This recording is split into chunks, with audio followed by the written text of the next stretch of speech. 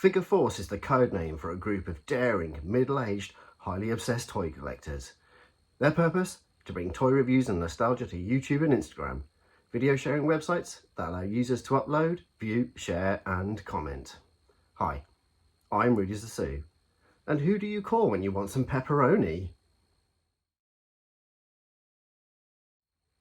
So, who do you call when you want some pepperoni? Well, that can only be the Samurai Pizza Cats. One of the best cartoons from the early 90s. It's one of my favourites, and I hold it in the same regard as I do Batman the Animated Series and Gargoyles. The animation is incredible. It's anime for kids. You know, it was imported, brought over from the east to the west and allowed to be rewritten for American or, you know, European audiences.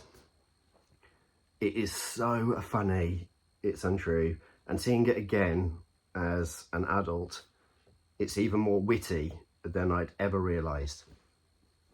I couldn't wait to wake up on a Sunday to catch it, because it was like, in some ways, like a breath of fresh air in the early 90s, and it absolutely it takes the piss out of Teenage Mutant Ninja Turtles often, and other kind of pop culture cartoons of the time. And the three main characters are so different and individual that, you know, you got to pick a favourite. And my favourite is Guido and Anchovy. Yeah, Speedy Ceviche is great. Dual wielding swords, a hidden sword. He gets some great one-liners, but you gotta love an absolute love-struck ladies man, and he is that. So we have Action Toys Guido Anchovy, or Sukasy as he's known in Japan. So as you can see, the box is huge. When it came, I was just like, why is it in such a big box? Because I knew it was a pretty small figure. That is because it has a ridiculous amount of accessories. That's not even half of it. So there is the figure, and then you can see that is its first power-up.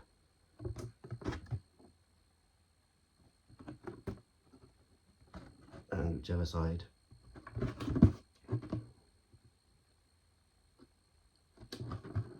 we're going to get this right. There we go. Yeah, and his final big power-up. Obviously, you don't see that until nearer the end of the run, and it's not something that we saw in the UK.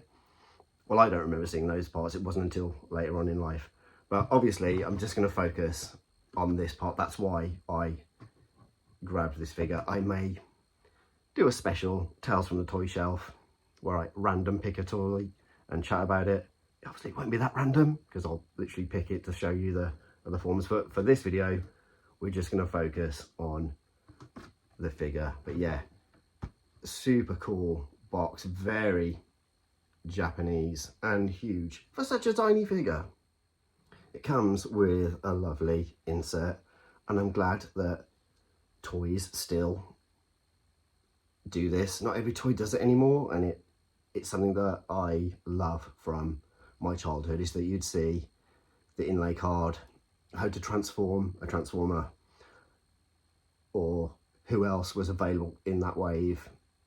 And this one is beautiful. It's really thick, high GSM paper, and you can see there's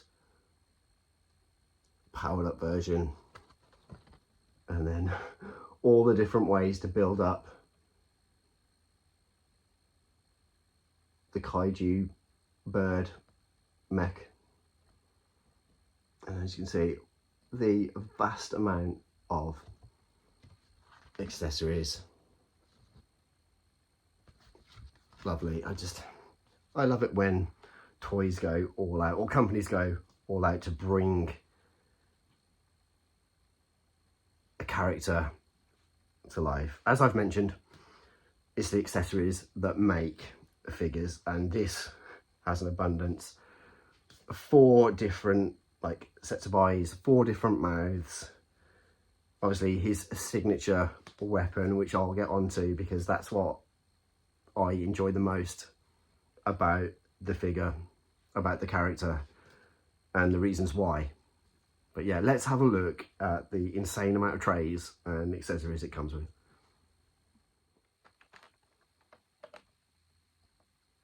Four trays.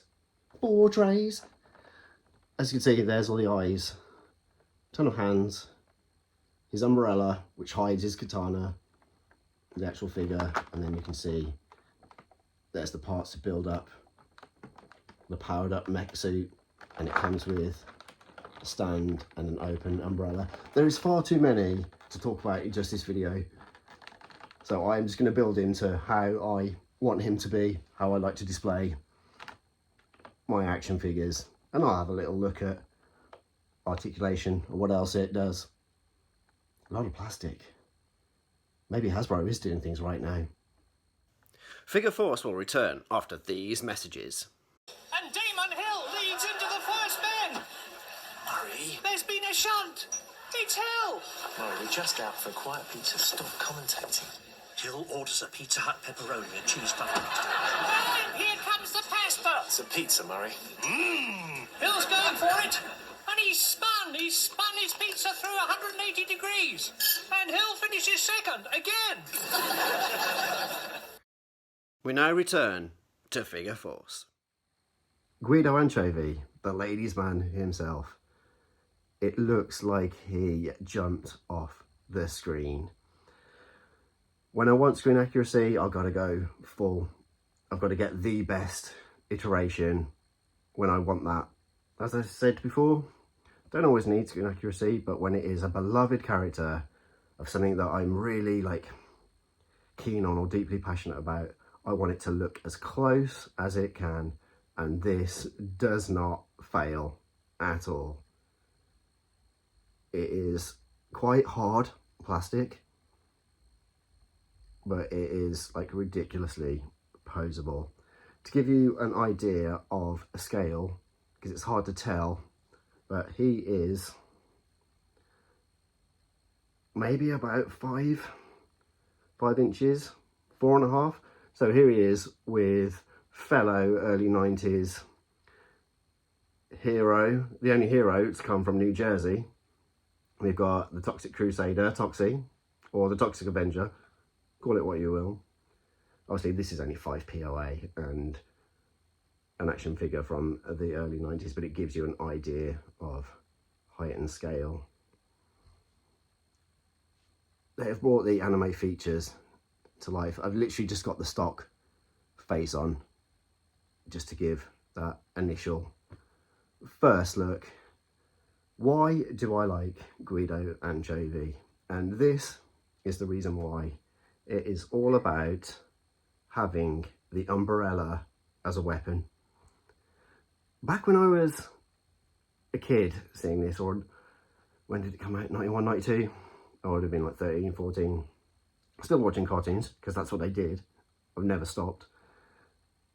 I didn't kind of fully understand the importance of the umbrella. I just thought it was a cool weapon to have, or to, you know, be like how, you know, the samurai ninjas were all about concealment, that, you know, their weapons are hidden, but he fights quite regularly just with the umbrella. And I just thought it was a super cool, you know, different addition to, as opposed to having the swords or the razor sharp nails. And it wasn't until, I'm going to say like the late 90s, when I was like 18, 19, that I learned all about the character of 1K Yin. So he is from Iron Monkey, played by the incredible Donnie Yen.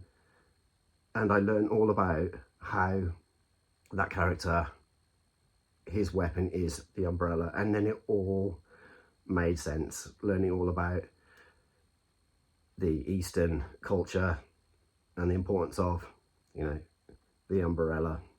So yeah, it conceals his katana. And again, just beautiful, beautiful plastic, molded really well. It fits inside holster. The tail is actually rubbery, so you can get some other poses on there. But yeah, it's lovely. It's so good. And once you start adding different bits and pieces and swapping out the faces, then you can really bring his character to life. So I giggled like an absolute child putting it into this pose. As I mentioned, the articulation is phenomenal. You can have him with his hand on his hip. Hilarious. And then I've swapped out for, you know, slightly more sultry eyes and the cheeky grin, pure anime styling, and it just allows you to have split out feet. Just give him that absolute ladies man look. And that's the full umbrella. Again, same hard plastic, because it's like kind of flat colour, which is not a bad thing. It really works well.